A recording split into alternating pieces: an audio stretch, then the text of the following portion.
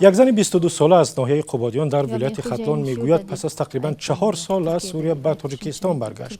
فرنگیز تاشمتوی 32 ساله با 3 فرزندش 2 ماه پیشتر از ترکیه به تاجیکستان آمده است و میگوید از زیر دستی جنگجویان گروهی به نام دولت اسلامی فرار کرد.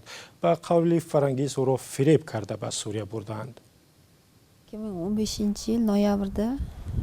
ماه نوامبر سال 2015 با ترغیب شوهرم به قصد شهر ایدلیب مرز ترکیه را عبور کردم.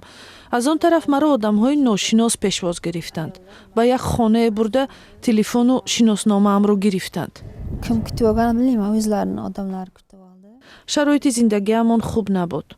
شوهرم را سراغ کردم ولی گفتند که نمی‌دانیم. گاهی خودشان غذا می‌آوردند. زنان تاجیک همراه من نبودند. بیشتر زنان داغستانی بودند. با یک گروه زنان از سوریه به ترکیه برگشتیم. مرز را پول داده به حجت گذشتیم.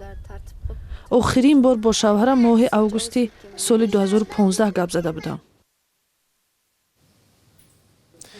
مقامات قبادیان گفتند فرنگیز تاشمتوی که از حضور خود در سوریه خبر داده و از رفتنش پشیمان شده است زیر نظارت روانشناسان قرار دارد و بر اساس قانون به جوابگری کشیده نمی شود چون در مناقشه ها شرکت نکرده است. از تاجیکستان 10 زن با کودکانشان به سوریه و عراق رفتند.